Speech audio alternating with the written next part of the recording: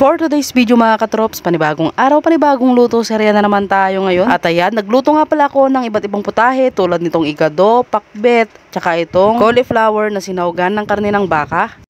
So ayun mga katrops, no, bali matagal na nga pala itong video na to. At ito nga pala yung karawan ng pamangkin ng aking malabs. Ngayon ko nga lang kasi naisipang i-edit ito. Kahapon kasi ay naglilinis nga ako ng aking gallery. Abay kamuntikan ko na nga itong mabura. Kaya para hindi naman masayang yung efforts ko dito na nagluluto at itong pinagbibideo ng aking malabs, ay naisipan ko na nga lang na i-edit tapos i-upload ko na nga ito. So bali dito nga pala mga katrops, ay pinagsasabay ko na nga itong aking niluluto tulad nitong pakbet tsaka yung igado. Isang lutuan nga lang sana yung paglulutuan namin. Kaso sinabi ko na nga lang na mas maganda kung ilalabas na rin yung isang lutuan para nang sa ganon ay pagsasabayin ko na lang yung dalawang putahe. Kasi ang balak kasi nila mga katrops, pagkaluto namin lahat ng mga ulam ay babaunin nga namin ito sa dagat. At doon na nga namin i-celebrate yung karawan ng pamangkin ng aking malab. Sinuggest nga rin nila na ano kaya kung doon na lang kami magluluto sa dagat. Kaso ang sabi ko naman ay parang mas mahirap nga kung doon pa magluluto. Kasi lalo na't hindi naman namin alam kung malakas nga yung hangin doon. Abay apakahirap kaya magluto kapag malakas ang hangin. Tsaka mahirap na kapag dadalhin mo pa lahat ng mga gagamitin mong mga rekado. Abay paano na lang kung kulang-kulang pa yung mga nadala mo? At paano na kung sakto pa na yung tubig pa yung nakalimutan mo? Eh di wala na. Ano pang gagamitin mong pang tubig? Alangan naman na yung tubig ng dagat. Abay okay na din pala yun, no? Kasi nga maalat na yung tubig, edi hindi mo na kailangan maglagay pa ng asin.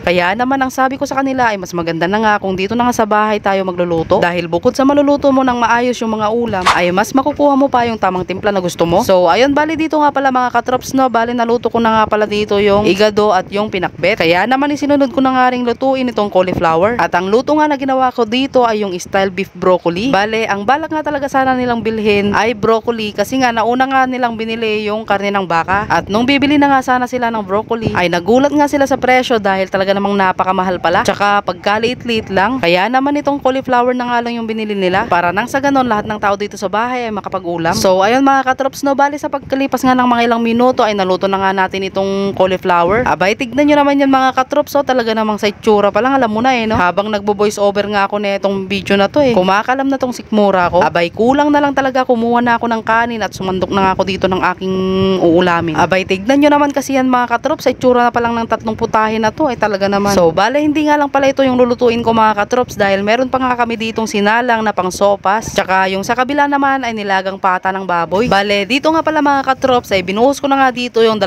latang evap. Tsaka inilagay ko na nga rin yung pinrito ko kanina na dog heart. So ayun, kung umabot ka nga pala sa part ng video na to mga katrops, ay pa-comment naman dyan sa baba kung taga saan ka, kung anong oras mo nga ito napanood. At kung gusto mo nga rin may shoutout sa aking next vlog ay lagi nga lang kayong mag-like, comment, and share sa aking mga video na ina-upload. So paano ba yan mga katrops? Hanggang dito na lang itong aking vlog. Huwag nyo na rin po palang kalimutang i-like and share tong aking video. Maraming salamat sa panonood. Bye-bye!